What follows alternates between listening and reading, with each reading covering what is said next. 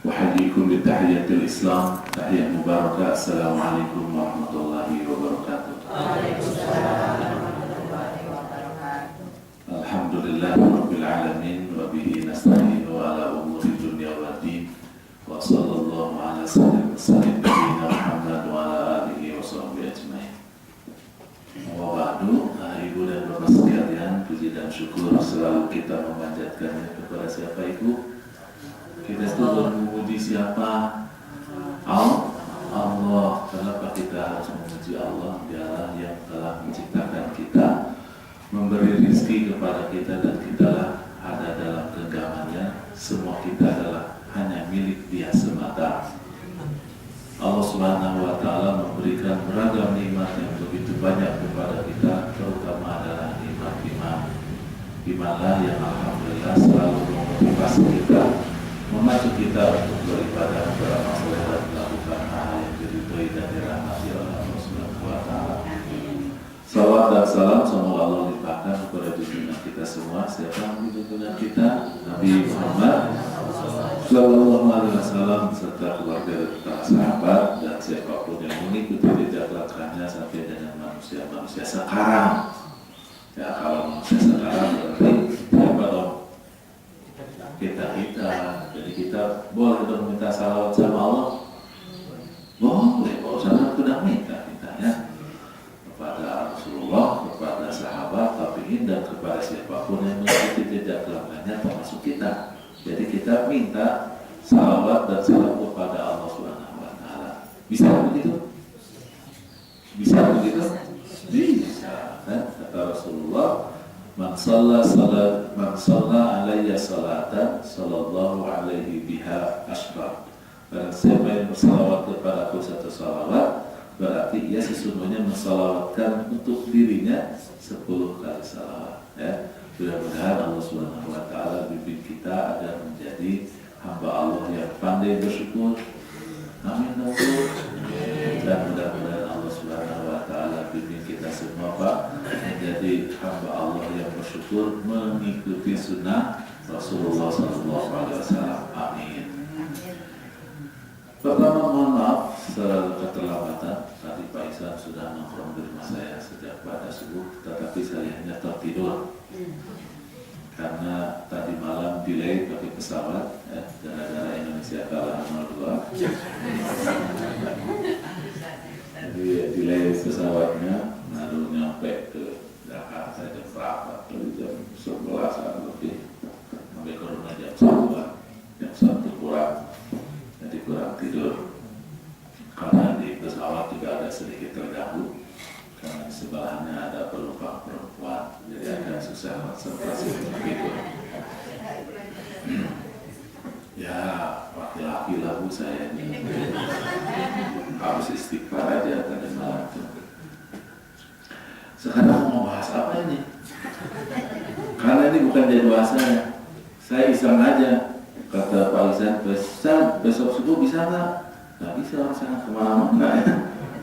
Tapi pas tadi mau berangkat, lah iya ya, ini ada Minhajul Qasidin, kita mau ngomong apa?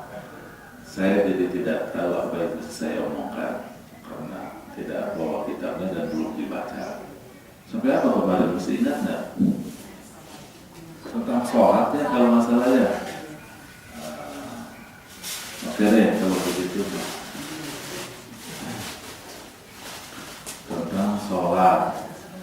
Ada yang nanya, ibu bapak dulu deh. Saya lagi masih pening nih kepala. Tadinya malam-malam saya udah usaha aja saya. Kalau lihat Pak Ihsan kan wajahnya itu wajah melo ya. Kita jadi kasihan banget kalau saya batal. Untung Pak Ihsan yang dapetnya. Coba kalau yang lain dapetnya, anak tolak tadi. Atau mau nanya tentang sholat sebelum saya lanjut pikiran? Oke. Terima kasih. Mana silahkan Pak. Alhamdulillah ini. Ceramah begini ini ada istilahnya di dalam dunia pendidikan. Namanya adalah just in time. Ini kayak begini ceramah. Jangan-jangan kalau bisa begini. Biasanya kalau tadi ada persiapan begini. Kira-kira. Yang mau saya tanyakan sunnah Ustaz. Salat sunnah. Di hari Jumat itu orang-orang setelah selesai Jumat sholat sunnah. Nah, sholat sunnah apaan gitu ya? Menarik pertanyaannya. Apa adakah sholat sunnah ba'da Jumat? Nah begitu kira-kira ya. Oke, terima kasih. Oh masih ada, belum selesai. Oke, gitu dulu. Saya melihat ada orang yang sholat Jumat setelah sholat Jumat itu 2 rakaat, dan ada pula orang yang sholat Jumat setelah sholat Jumat itu 4 rakaat. 4 rakaat ya? 4 rakaat di masjid. 4 rakaat langsung atau 2 rakaat salam, 2 rakaat salam? Enggak, 4 rakaat langsung. 4 rakaat langsung. Yang saya bingung jadinya ini yang mana nih yang afdol ya? Ataukah yang tidak afdol gitu? Iya. Terima kasih. Sama-sama. Tapi tidak menggelisahkan Bapak kan suasana seperti itu. Oh, ya. Kalau gelisahkan bisa mengucap aduh ini gimana orang pada sholat. Mikirin orang lain pada sholat. Alhamdulillah kalau tidak menggelisahkan. Oke, saya jawabnya begini. Sholat itu memang terdiri dari 2 hukum. Sebetulnya ada hukumnya, semuanya ada, ya. Cuma tidak ada yang mubah aja. Jadi sholat itu ada yang wajib, ada yang sunnah, ada yang makruh, ada yang haram. Ya, jadi sholat itu ada yang wajib, ada yang sunnah, ada yang makruh, juga ada yang haram. Yang wajib itu 5 waktu berdasarkan hadis Rasulullah SAW ketika ditanya oleh Arab Badui, ya Rasulullah, ma faradu alayya minas salat. Wahai Rasulullah, berapa kalikah kami ini difardukan, diwajibkan melaksanakan salat? Rasulullah menjawab, as-salawatul khams illa an tatawwa'a bi khairat. Kata Rasulullah, 5 waktu. Nah 5 waktu ini juga didasarkan hadis yang lain dan juga ada ayat Al-Quran Karim ma'ruf, dikenal, yaitu adalah salat subuh, habis itu zuhur, asar, maghrib dan isya. Itulah yang disebut dengan kewajiban 5 waktu. Illa an tatawwa'a bi khairat. Kecuali kalau mau nambah silahkan, tetapi hukumnya tatawwu. Tatawwu itu artinya mendub, atau bahasa kita artinya adalah sunnah. Jadi ada yang fardu, ada pula yang sunnah. Yang tatawwu itu adalah sunnah. Nah, apa yang sunnah itu? Nah, ini menarik untuk sampai kepada jawaban atas pertanyaan tadi. Apa yang sunnah itu? Itu terbagi kepada 2. Satu yang beriringan dengan sholat fardu. Kelompok yang kedua, sholat sunnah yang kagak beriringan dengan sholat fardu. Yang beriringan dengan sholat fardu pun terbagi 2. Yang pertama adalah rawatib, dan yang kedua adalah non-rawatib. Gitu aja, biar gampang. Apa yang disebut dengan rawatib? Ini adalah salat-salat sunat yang beriringan dengan fardu sesuai dengan sabda Rasulullah yang disebutkan ada 10 rakaat, ada 12 rakaat sehari semalam. Yang 10 rakaat itu adalah 2 rakaat sebelum zuhur, 2 rakaat setelah zuhur, kemudian 2 rakaat ba'da maghrib, kemudian yang keempatnya 2 rakaat, yang berikutnya 2 rakaat ba'da isya, dan terakhir 2 rakaat sebelum subuh. Itu total berapa tadi? 10 rakaat. Ada yang mengatakan 12, hadisnya sahih juga, yaitu plus zuhurnya sebelum sholat zuhurnya ditambah 2 rakaat lagi. Jadi 2 rakaat salam, 2 rakaat salam, menunggu iqamah, kemudian sholat zuhur. Berarti sunnah rawatibnya berapa tadi? 4 rakaat, secara total menjadi 12. Itulah yang disebut dengan sholat sunnah rawatib dalam hadis yang sahih. Yang keduanya adalah sholat sunnah beriringan dengan fardu tetapi tidak rawatib. Apakah itu? Yang pertama yang hadisnya populer adalah 2 rakaat sebelum maghrib. 2 rakaat sebelum maghrib, sebagaimana sabda Rasulullah sallu qabla maghrib sampai 3 kali. Sallu qabla maghrib, sallu qabla maghrib. Cuman yang ketiga diakhiri dengan liman sya'a, bagi yang mau doang. Kalau yang mau silain aja. Sholat berapa tadi? 2 rakaat sebelum maghrib. Tetapi dia tidak terkategorikan rawatib. Satu itu. Yang kedua masih beriringan dengan sholat adalah as-raka'ataini bainal adzanain.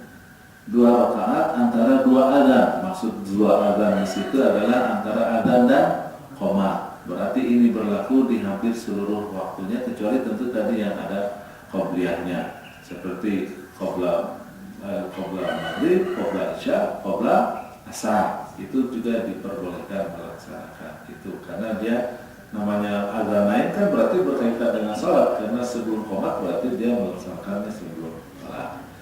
Berikutnya adalah sholat sunat yang tidak beriringan dengan sholat fardu. Yang tidak beriringan dengan sholat fardu ini pun juga macam-macam. Yang pertama adalah yang disunnahkan berjamaah. Yang disunnahkan berjamaah. Apa saja yang disunnahkan berjamaah? Yang pertama yang paling pokok adalah 2 salat Aid, yaitu Idul Fitri dan Idul Adha. Tentu kita tahu tata caranya. Kalau Idul Fitri itu pada tanggal 1 Syawal di pagi hari di tempat yang luas. Kalau tempat yang luas itu masjid, di masjid. Kalau masjidnya sempit, yang luas lapangan, berarti di lapangan. Jangan kita maksain sholat di lapangan sementara masjidnya lebih luas, kosong masjidnya ya. Berarti yang lebih baik di mana? Di masjid. Kalau tempatnya adalah luas. Yang kedua, selain luas juga tempatnya harus suci dan bersih. Kalau di luar becek begitu ya, habis hujan deras, maksain juga ngapain kita sholat berlumpur-lumpur. Mendingan di masjid sudah jelas bersih, tutup alamnya dan lain sebagainya. Ustaz, jadi afdolnya di mana dong? Di lapangan apa di masjid? Yang afdol adalah di tempat yang luas. Ya, makanya di Mekah itu tetap aja di Masjidil Haram, karena tidak ada tempat luas lagi bersih dan cocok untuk bisa menghimpun lebih dari 2 juta orang, kecuali di mana? Di Masjidil Haram. Begitu juga di Madinah. Ya. Tapi kalau di Riyadh itu di lapangan. Kenapa? Karena lapangannya tidak ada yang mengalahkan luasnya dibandingkan dengan masjid. Ya. Oh, itu lapangan terus pakai marmer. Itu jadi semacam, kalau di Beijing ada apa? Tiananmen. Lapangan besar. Di Riyadh itu juga ada. Ya. Dan itu hanya digunakan untuk 2 kali sholat Idul Fitri, Idul Adha. Hal yang beda dan spesifik dibandingkan dengan yang lain adalah padanya ditambahkan 7 takbirat di rakaat pertama dan 5 takbirat kapan? Di rakaatnya yang kedua. Kemudian dia berjamaah tetapi tidak ada iqomah, ya, tidak boleh iqomah, karena iqomah itu hanya untuk sholat fardu. Ya. Jadi iqomah itu fungsinya menunjukkan sholat yang dikerjakannya adalah fardu. Yang kedua, ngajak orang berjamaah juga, gitu ya, menunjukkan sholat itu fardu. Yang kedua adalah ngajak berjamaah. Ustaz, kalau sholat sendiri pakai qomat nggak? Pakai, karena harus menunjukkan sholat ini adalah sholat fardu. Itu pada fungsi pertama. Soal ngajak orang lain sholat berjamaah tentu tidak berlaku karena dia munfarid. Kemudian kalau nggak qomat apain dong? Makanya imam disunahkan berteriak as-salatu jami'ah, as-salatu jami'ah. Jadi ungkapan imam as-salatu jami'ah itu adalah untuk salat berjamaah, non salat fardu. Jadi kalau bapak-bapak jadi imam nggak usah teriak-teriak ke belakang as-salatu jami'ah, karena sudah dengan qomat kalau fardu, ya. Karena saya lihat di beberapa masjid bapak-bapak si imamnya itu as-salatu jami'ah katanya di depan. Nggak boleh, karena itu hanya dilakukan untuk sholat berjamaah yang non fardu seperti 2 sholat Idul Fitri dan Idul Adha. Berikutnya adalah yang disunahkan berjamaah adalah khusuf dan khusuf, yaitu gerhana bulan dan juga gerhana matahari. Itu juga disunahkan untuk berjamaah. Tentang apa yang menjadi beda dengan salat sunnah lainnya, salat gerhana itu adalah berapa? 2 rakaat dengan 4 kali ruku, 4 kali Fatihah dan membaca surat, dan 4 kali sujud. Maksudnya,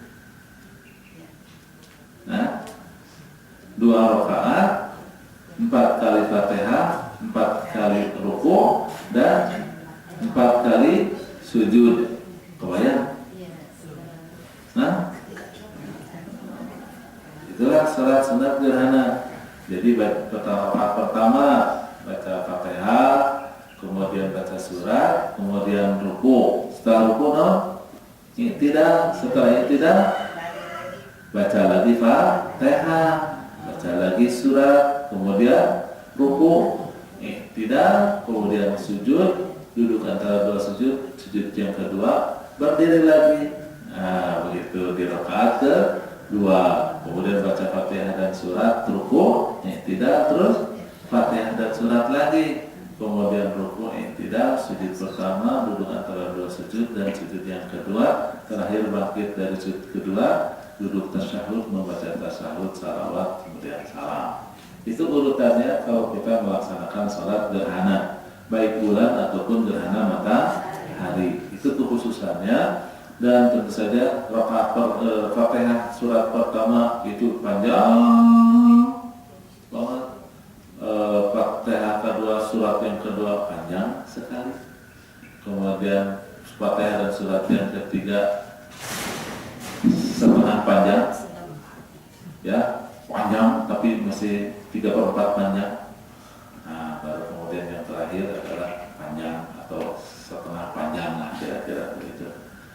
Sujudnya yang pertama lebih lama dari yang kedua lebih lama yang ketiga lebih lama daripada yang keempat. Jadi yang paling singkat kapan sujudnya? Yang keempat. Itu sunnahnya, ya. Dan tentu saja untuk Idul Fitri dan juga Idul Adha serta salat kusuk ini disunahkan padanya khutbah.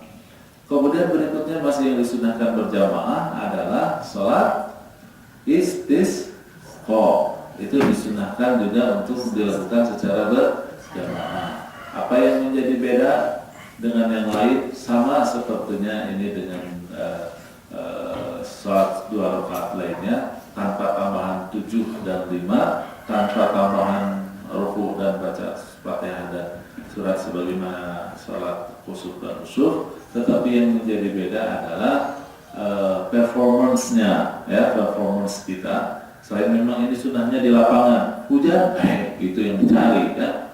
Ustaz, gimana kalau hujan istisqa? Itu yang dicari. Nanti kita hujan-hujanan juga nggak apa-apa, orang namanya juga mau minta hujan. Di lapangan. Kemudian berikutnya adalah mengenakan pakaian yang ala kadarnya, yang sederhana. Sunnahnya itu sederhana, itu adalah membalikkan pakaiannya, jadi obrasannya kelihatan. Nah, dibalik bajunya. Itu. Ustaz, kan yang sunnahnya membolak-balik selendang, bukan membolak-balik selendang, bukan. Jadi gini, zaman dulu itu pakaian itu kayak pakaian ihram. Mayoritas orang pakai pakaian sehari-hari itu seperti pakai baju ihram. Ihram itu terdiri dari 2 helai.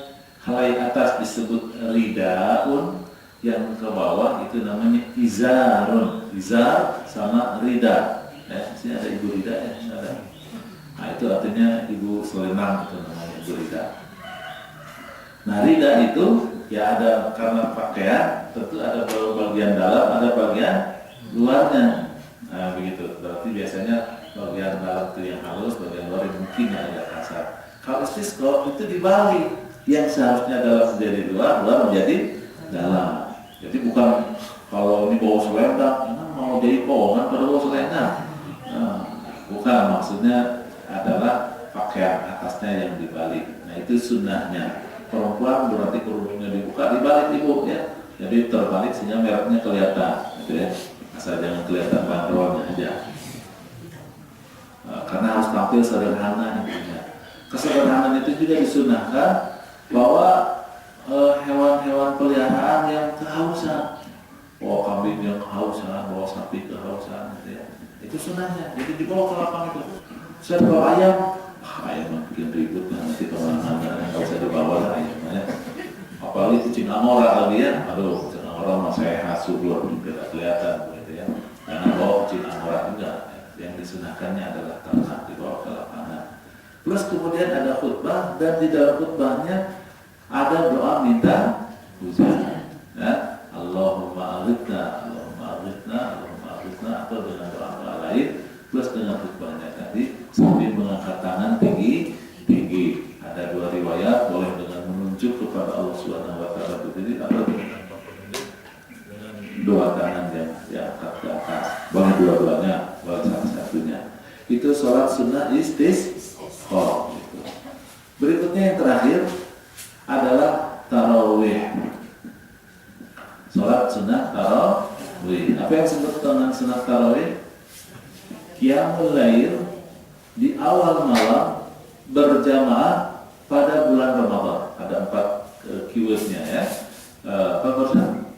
Qiyamul lail awal malam, maksudnya pada isya langsung. Kemudian berjamaah kapan? Di bulan Ramadan. Begitu. Itu namanya tarawih. Kalau qiyamul lailnya Ustaz jam 3 berjamaah boleh? Boleh. Apakah itu disebut tarawih? Bukan, karena kalau tarawih awal malam. Saya ini awal malam berjamaah, tapi bukan di bulan Ramadan tarawih? Bukan. Ya, tarawih khusus bagi pelaksanaan qiyamul lail di awal malam berjamaah pada bulan Ramadan. Ada pertanyaan berikutnya, apakah kita diperbolehkan qiyamul lail berjamaah selain tarawih? Boleh jawabannya ya. Misalnya masalah Allah bikin mabit bersama pengurus masjid, kita mabit yuk di mana? Di masalah Allah boleh? Boleh. Yang bolehnya berjamaah? Silahkan, tidak jadi masalah ya. Karena sebagaimana juga para sahabat ketika perang Khandaq, misalnya ketika tahu Rasulullah yang lain merapat kepada Rasulullah dan bermakmum. Begitu juga Ibnu Abbas radhiyallahu anhu ketika Rasulullah tidur di Maimunah dan dia ada di situ, artinya Ibnu Abbas dan Rasulullah yang mulia, dia pun juga ikut bersama Rasulullah. Cuma bocah, namanya bocah main sholat aja, berdirinya di sebelah kirinya Rasulullah, hanya dijewer telinganya, dipindahkan ke sebelah kanan. Nah, itu kan menunjukkan bahwa yang mulai boleh dilakukan secara berjamaah. Begitu dia para sahabat mempraktekkan hal yang sama, artinya mempraktekkan yang sama seperti pernah diriwayatkan tentang Salman Al-Farisi yang pernah berkunjung kepada yang dipersaudarakan dengannya, yaitu Abu Darda, dan menginap di rumah Abu Darda, dan di sepertiga akhir malam bangun dan berdua melaksanakan qiyamul lail secara berjamaah. Itu yang disebut dengan yang disunahkan. Kata si bapak teh, hari pada Jumat mana? Cina tidak ada. Kata si bapak teh, kan pertanyaannya tadi apa? Sholat sunat setelah Jumat. Nah, sholat Jumat ini dia adalah fardu kifayah. Dia adalah fardu kifayah. Malah banyak para ulama mengatakan fardu ain bagi laki-laki, tapi saya menyebutnya fardu kifayah karena di situ ada beberapa persyaratan. Artinya dia harus mukim dan seterusnya. Bagi perempuan tidak difardukan sholat Jumat. Pertanyaannya, bolehkah perempuan sholat Jumat? Boleh, bila tempatnya memungkinkan. Tapi kalau masjidnya penuh sama laki-laki sampai ke ekor-ekor sana, maka kemudian bagi perempuan tidak perlu datang sholat Jumat. Atau perempuan tidak dapat nasihat, nanti dapat nasihat dari suaminya yang pulang. Jadi bapak-bapak, kalau sudah lagi sholat Jumat, pas dengerin khutbah jangan tidur, karena kalau tidur tidak bisa dengar khutbah. Kalau tidak bisa dengar khutbah, bagaimana mau sampaikan kepada istrinya? Begitu. Saya juga begitu, ya. Kalau khutbahnya pas di samping rumah saya,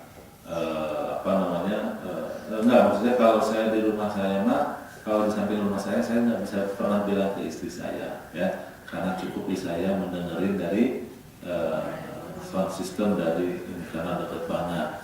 Ustaz, kalau khutbahnya di tempat yang lain kan istri nggak dengar, Ustaz bilangnya hasil khutbahnya. Enggak juga, karena di masjid dekat rumah ada khotib yang lain, itu juga didengarin sama istri saya. Ya kan bisa sama khotib siapa aja kan? Kalau saya pas ke mana gitu.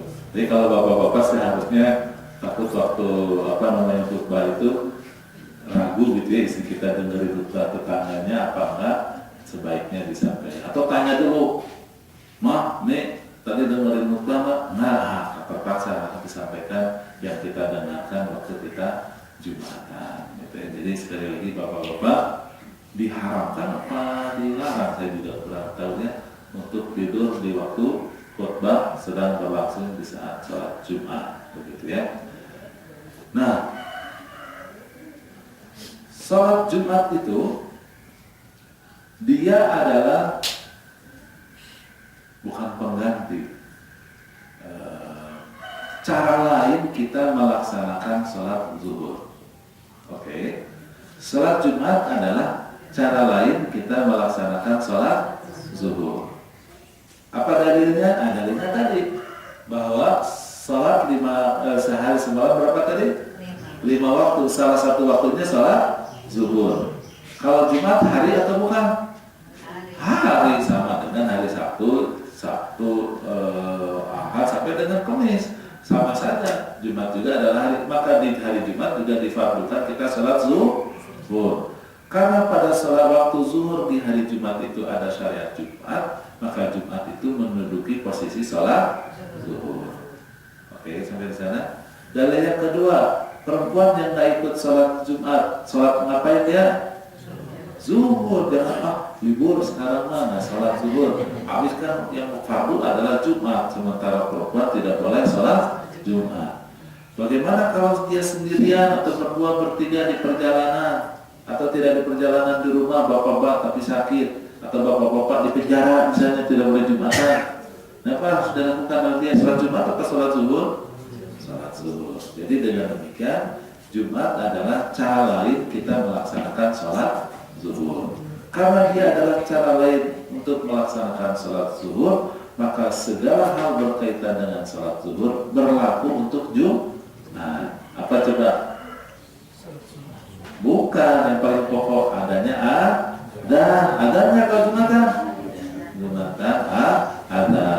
Setelah selesai khutbah, terus sebelum sholatnya apakah kayak Idul Fitri, sholatu jamiah atau pakai koma? Pakai koma. Menunjukkan apa itu koma? Menunjukkan sholat yang dikerjakan adalah fardu. Apa yang menjadi fardu? Zuhur. Karena itu di waktu zuhur. Oke, sama situ ya. Kemudian berikutnya tentu saja adalah salat sunnah. Jadi qobliyahnya di situ adalah zuhur, dan kemudian ba'diyahnya adalah zuhur. Ustaz, tidak ada qobliyah. Oke, itu adalah kekhususan. Tidak ada qobliyah untuk Jumat adalah kekhususan karena praktek Rasulullah SAW ketika itu sebelum ada naik mimbar. Karena beliau naik mimbar tentu saja tidak ada yang disebut dengan qobliyah zuhur, ya, tidak ada qobliyah zuhur. Itu kekhususan untuk sholat Jumat, tidak ada qobliyah zuhur. Kenapa? Karena sunnahnya begitu, Rasulullah berdiri ke mimbar, mengucapkan salam, kemudian adzan zuhur. Setelah adzan zuhur bukan sholat, namanya juga Rasulullah sudah berdiri di sana buat didengerin. Jadi dengerin saja di situ. Gitu. Dan setelah sholat zuhur Jumat terlaksana, maka kemudian kembali seperti sholat zuhur. Boleh apa? Zikir, wirid. Boleh apa lagi? Sholat sunnah ba'diyah. Jadi yang agak beda dibandingkan dengan sholat zuhur, pertama tadi sholatnya kalau berjamaah oke, dijaharkan bacaan Fatihah dan suratnya, dan tidak 4 rakaat tetapi 2 rakaat. Sebelumnya tidak ada qobliyah, yang ada setelahnya zikir serta sholat sunnah ba'diyah. Karena dia adalah sholat zuhur, maka ba'diyahnya adalah ba'diyah zuhur. Karena ba'diyah zuhur, maka menurut saya 2 rakaat saja. Wallahu a'lam bishawab.